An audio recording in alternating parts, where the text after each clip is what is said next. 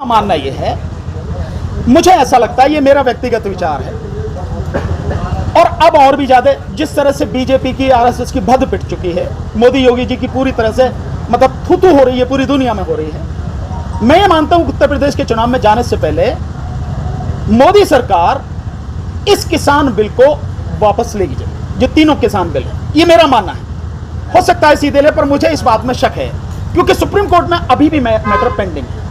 तो संभावना इस बात की मुझे लगती है कि ये सारे काम जो बिल खत्म होंगे, ये कानून खत्म होंगे, वो सुप्रीम कोर्ट के माध्यम से सरकार खत्म करवाएगी, ताकि सरकार अपने आप को बच जाए और ये कह दे कि भैया हम क्या करें, ये तो इन्होंने कर दिया, कोर्ट ने कर दिया। मेरा ऐसा मानना है। किसने किस पे आरोप लगाया, एक तो ये बताएं आप लोग। दूसरा, किसानों की जितने भी जत्थेबंदी हैं उनमें कौन किसके खिलाफ है वो आप बताएं, केवल बात ना कहें। एक मिनट, बीएम सिंह जी गए, अब नहीं है वो इसका आंदोलन का हिस्सा, कहानी खत्म हो गई। अब इसके आंदोलन के हिस्सा नहीं, नेता होंगे। बीएम सिंह जी किसान आंदोलन के नेता नहीं है। अगर वो किसान आंदोलन के नेता होते तो चाहे जो भी होता घर में बैठ के बात करते, यही रहते। अब नहीं है इसका हिस्सा, तो इन बातों को करने की चर्चा नहीं। दूसरी बात, जितनी जत्थेबंदियां हैं उनमें बताओ कौन किसके खिलाफ है। इसके अलावा जितना संयुक्त संघर्ष समिति है, जो मोर्चा है, उसमें बताओ कौन किसके खिलाफ है। क्या सारे एक आवाज में नहीं है? सब एक आवाज में है। जो फैसला होता है संयुक्त संघर्ष समिति का, वही सब लोग मानते हैं और लागू करते हैं। रही इसकी बात बीजेपी, ये सब बीजेपी और आरएसएस की चाल है कि आपस में बताओ भैया इनमें बहुत फूट है, उससे कहीं ज्यादा फूट तो आपको नजर नहीं आ रही योगी में और मोदी में। 3 दिन पड़े रहे योगी और मोदी में जो फूट है, क्या नजर नहीं आ रही? क्या तनातनी है वो नजर नहीं आ रही? लेकिन उसे नहीं बताएंगे, बताएंगे किसानों की। किसानों में एकता जैसी थी, आज भी है, बल्कि और मजबूत है। किसानों में कोई फूट ना थी ना है, और मैं दावे के साथ कहता हूं आने वाले समय में भी होगी नहीं। सर, प्रश्न ये था मेरा, जो किसान बिल के समर्थक हैं उनका कहना है, आप किसान बिल के विरोध में बैठे यहाँ पे, किंतु किसान बिल के समर्थक उन किसानों का कहना है जो मेरे को। आप उनकी बात कह रहे हो जो अपनी ही मौत के फरमान को देख नहीं पा रहे, समझ नहीं पा रहे। उन मूर्खों की क्या बात करनी? हमारा प्रश्न उठाने का काम है सर। आप प्रश्न उठा रहे हैं, मैंने जवाब दे दिया।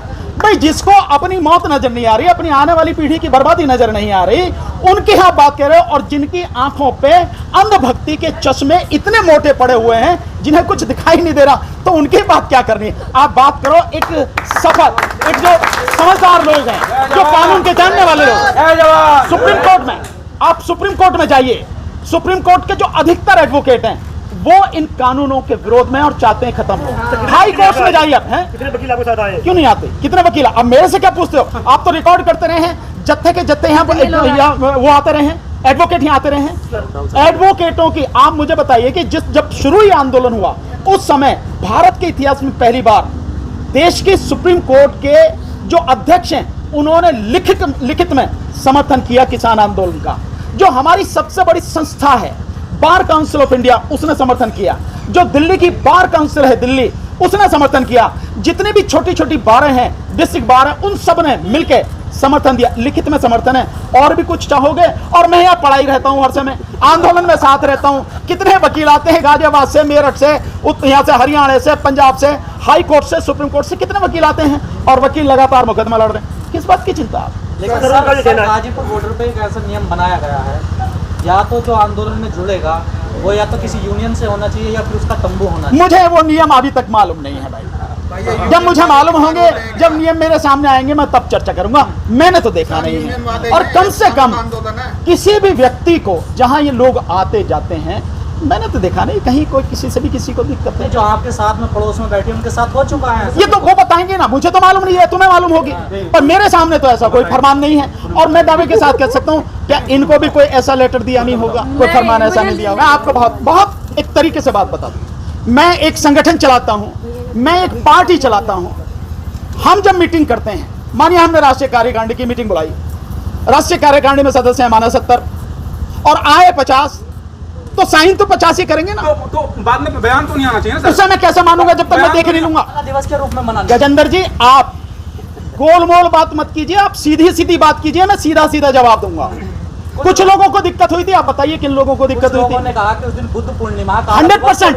और मैंने कहा था, और मैं आज भी कह रहा हूं, हमें लोगों को जोड़ना है, लोगों को तोड़ना नहीं। इसलिए जब हम कोई काम कर रहे हैं, उस काम में जितने भी लोग जुड़े हैं, उन सबकी भावनाओं का हमें ध्यान रखना है। मैंने कहा था, किसान मोर्चा के साथियों से मैंने कहा आदरणीय टीके साहब से भी मेरी बात हुई कि 26 तारीख को आप काला दिवस मत मनाइए। क्यों? क्योंकि 26 तारीख से आपने आंदोलन शुरू किया था, अपने ही दिन को आप काला दिवस क्यों मना रहे हो? एक बात, आपको काला दिवस मनाना है तो 30 तारीख को मनाइए, 30 मई को, क्योंकि दोबारा 30 मई को 2019 को मोदी ने शपथ ली थी, तो उस दिन काला दिवस मनाइए। और सबसे बढ़िया काला दिवस मनाने का है 5 जून को, जिस दिन ये काले कृषि कानून सरकार ने लागू किए अध्यादेश के माध्यम से। आप उस दिन काला दिवस मनाइए। आप भगवान बुद्ध के दिन, जो उनका एक दिन साल में होता है, उस दिन अगर काला दिवस मनाओगे तो इस दुनिया में भगवान बुद्ध को मानने वाले बहुत लोग हैं, और वो लोग इस आंदोलन के साथ में हैं हर तरह से।